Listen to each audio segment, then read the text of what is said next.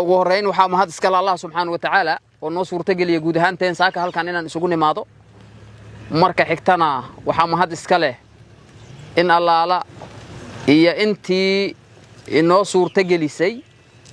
inaan halkan isugu nimaado oo adinku aad guud ahaan intiinaan halkan fadhiisaad ugu horeysaan waxaan horta awalan guud ahaan rabaa inaan idinku bogaadiyo idinkuna dhiirigeliyo iskuna dhiirigelino guud ahaan shaqooyinka kala duwan ee aan ku jirno oo hayno dadkeena oo hayno dalkeena oo bixinayno waxa ugu qiimaha badan waxa qof bini aadan uu bixiso oo ah nafteena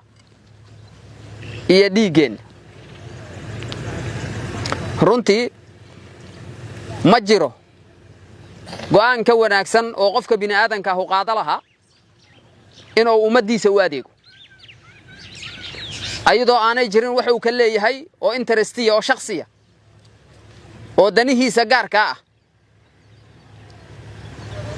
oo ka baxsan danta qaranka iyo danta dadka go'aankaasu marka waa go'aanka ugu wanaagsan oo qofka bini aadanka uu qaada lahaa kii ugu wanaagsana wax kasta oo shakhsiyadaada kugu saabsanaa inaad iyaga gadaal iska dhigto soo baxdo go'aansato naftaada iyo dhiigaaga inaad u bixiso ummadaada inaad u adeegto qarankaaga wax kasta oo aqabadaada oo bulshadaada heesta oo ummadaada ku xeeran inaad go'aansato inaad adigu awoodaada iyo aqligaaga adigu dul qaado waa go'aankii ugu wanaagsanaa oo qof bini aadan uu qaado lahaa mar haddii aan go'aankaas qaadano marka maxaa ka dhalanaya qofka go'aankaas qaata marka waa inuu la yimaadaa sifooyinkii looga baahnaa waa inuu la yimaadaa waa huba daacadnimo horta qalbigiisa way ku jirtaa haddaan daacadnimo jiran marka horeba go'aankaas ma uusan qaateen laakiin haddana tartiibaaday u baahantaa mar haddii waxa aad raadinayso ay yihiin dantii bulshada waxaa ka hor imaanaya aqabadaad badan culaysyo badanaa ka hor imaanaya waxaa ka hor imaanaya cid allaale iyo cid diidaneeday danta qaranka waxaa ka hor imaanaya wax allaale iyo wixii cadow ku ahay ummadan waxaa ka hor imaanaya culaysyo meeshaas marka waxay u baahan tahay dulqaad waxay u baahan tahay hal adayg waxay u baahan tahay go'aan waxay u baahan tahay samir fara badan waxay u baahan tahay mar kasta yoolkii shalay aad u soo gashay ciidanka qaranka aad u soo gashay ciidanka xoogga dalka Soomaaliyeed aad ugu soo biirtay ilaaliyaasha qaranka aad u go'aansata naftaada iyo dhiigaaga inaad bixiso mar walba inaad xusiisnaato mar kasta oo culaysyo kula soo gudboonaadaan oo aqabadaada aad aragto inaad tiraado maxaan horta culayskan u maraya sababtaan maxaan shala u soo galay sababtaan yoolkii aan shala lahay ma gaaray maya sidaas daraadeed intaana waa soo gaartay yoolkii aad leeyahay shala ciidanka u soo gashay intaana ma aadan gaari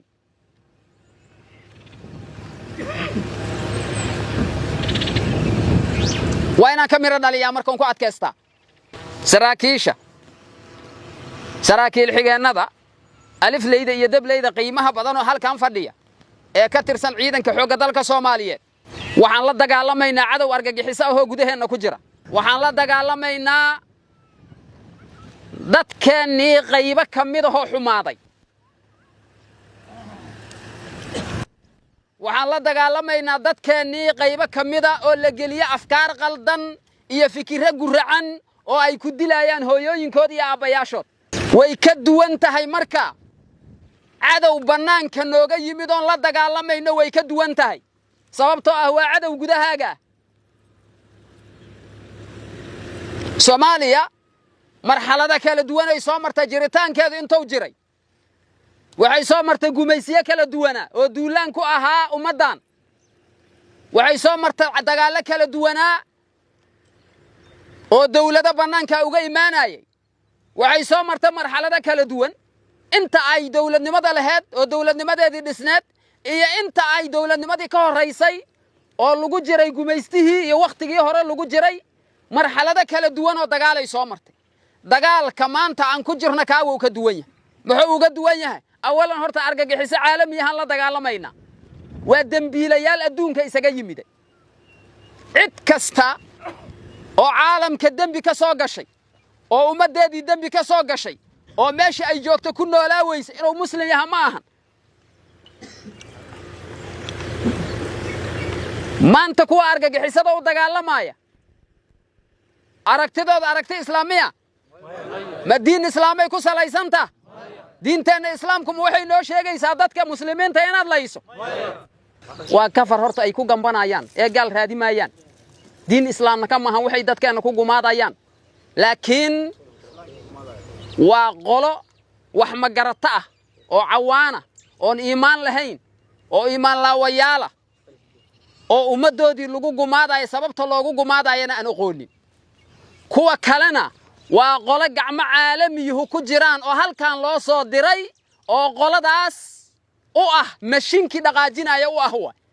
intaas ayaa horta dalkeena isku haysata taas waxay ku tusinaysaa marka aragtida guracan ee dadkeena iyo dalkeena loola yimiday haddaan gara weyno marka waa nasiib daro haddaan ka hortagi weyno waa nacasnimo runtii ma aanay ahayn maanta inay nala soo gaaraan dhowr iyo 10 sano ugu dambaysay ayaa nimanka lala dagaalamay waa ogeedeen waqtiyada qaar meel ay aad u liitaan ayaa la gaarsiiyay laakiin nasiib daro waa ay naga hoos baxdo waqtiga inaan dhameystirno maantana macnaheedu ma ahan inay bariyihiin way liitaan markaan saas leeyahay sideedaba ama badnow ama yaraw ama dad badan hayso ama dad yar hayso laakiin qof kasta ee wada baadila ku socotaaba qof liita mar haddii waxa aad ka shaqaynayso iyo waxa aad wado aanay wada haqa waafaqsanayn mashruucaagu inuu sii socdo oo meel fog gaaro way adag tahay deyd laynow leeyahay meel uu ku siman yahay leeyahay laakiin maxay u baahan tahay dad aqiidadooda iyo islaamnimadooda iyo ummadnimadooda ay ka go'an tahay oo ficilada noocaas dadka ka shaqeynaya ka hortagay u baahan tahay inta ma isla garan maanta waa ogtihiin nimanka argagixisada ajaanib kala duwana ku jirta dalka miyayna la leeyihiin dadka miyayna la leeyihiin waxaan naga la rabaa marka ciidamada qiimaha badan mar haddii aan wadadii haqaheed ku taaganna mar haddii aan dalkeenni iyo dadkeenni u adeegayno mar haddii qarannimadeenni meesha ay maanta taaganta aan arkayno mar haddii aan ognahay mustaqbalkeenna jiritaankeenna iyo jiritaanka dadka Soomaaliyeed inuu ku xiran yahay maantay wadada aan u jeexno dulqaad badana nagala raba adkaysi badana nagala raba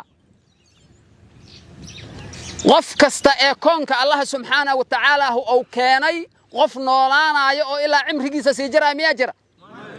deyd laynaad leedahay meelaad ku egtaa mana dhaafi kartid cid ku dhaafi kartana ma jirto waxa ugu wanaagsan marka wadada saxda anigoo ku taagan waxa ugu horeeya ee noogala baahan yahay maadaama dhammaanteen aan dad muslimiina xiriirka Allah subhanahu wa ta'ala horta inaan hayno